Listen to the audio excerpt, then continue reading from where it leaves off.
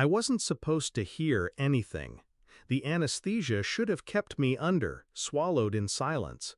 But somewhere between sedation and waking, I floated. My body was still, my mind sharp. And then I heard his voice, my husband. "She'll be out for hours," he whispered. The words slithered into me like poison. Another voice followed, her voice, high, breathy, nervous. His pregnant girlfriend. And then the final strike, his mother. "Maybe she'll die and solve our problem." The way she said it, like she was hoping, like she was praying for it. I didn't move, I didn't breathe, but inside, a storm tore me apart. We met 12 years ago at a Christmas party. He was charming, magnetic, full of ambition. I was young, blinded by his certainty. He told me I steadied him, that I was his anchor. Back then, I believed it. I believed every promise, every vow. For years, I carried him, through late nights, missed payments, his failed ventures. I was there, paying bills, cooking dinners, cleaning blood off the bathroom sink after one of his drunken rages. He always apologized after, always swore I was everything to him. And I wanted to believe love was enough, but love doesn't erase the truth. The truth hides in shadows, in little mistakes, in whispers left behind. I noticed first with the perfume, not mine, a trace on his shirt. Then the missed calls, always from unknown. The way he locked his phone the moment I walked into a room. And then the message I wasn't meant to see. "The baby's kicking, wish you were here." I remember staring at the screen, numb, my pulse steady, no tears, no rage, just clarity. That's when my love for him died. The surgery came weeks later, a routine procedure, nothing life-threatening. But lying there, drifting between worlds, I realized fate had handed me something rare, proof, unfiltered, raw. They had outed themselves, and I was awake for it. When I finally woke up, I kept my eyes closed longer than I should have. I let the nurses whisper, let them trade glances.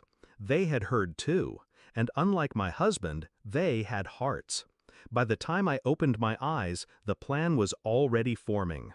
I didn't scream, I didn't confront him. That's what he expected. Drama, tears, weakness. Instead, I smiled at him, kissed his cheek, thanked his mother for visiting. I even asked the girlfriend if she was eating enough. The act was flawless. Behind the curtain, I was moving quietly, strategically. The nurses helped. They had seen enough affairs, enough betrayals to know which side justice lived on. Every phone call my husband made from that room, recorded. Every cruel word from his mother, noted. Every visit from the girlfriend, her hand cradling her belly like a trophy, documented. By the time I was discharged, I had a file, thick, unshakable. I waited. 2 months, long enough for them to feel safe, to let their guard down. He served me divorce papers with a smirk. His mother gloated, saying I was finally out of their way. The girlfriend stood there, swollen, smug. And I signed, without hesitation, without fight. Because fighting in that moment wasn't strategy.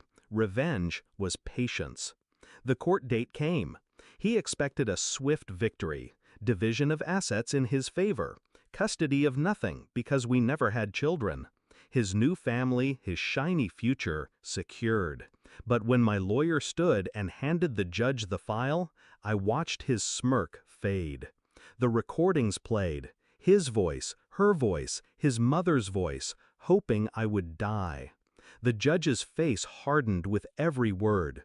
The photographs surfaced, him sneaking her into my hospital room, violating hospital policy, violating me.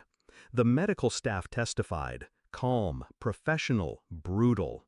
And the piece de resistance, the clause in our prenup that he forgot I wrote myself.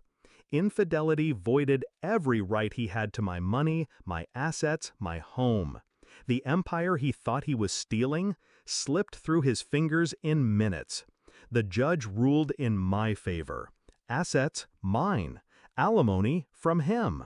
his reputation publicly shredded. The girlfriend's face twisted when she realized what she'd signed up for. No mansion, no power, just a broken man now unemployed, his company severing ties to protect their image.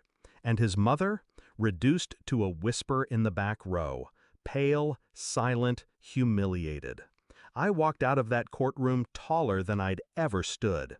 My pulse was calm, my hands steady. Justice didn't come from screaming. It came from silence, from patience, from letting them believe I was weak while I sharpened the knife behind my back. That night, I slept peacefully, for the first time in years. I often replay the moment in the hospital, their voices echoing over me, thinking I was gone, and I smile, because that moment was their undoing. They wished for my death. Instead, I buried them alive, in truth, in shame, in the ruins of their own arrogance.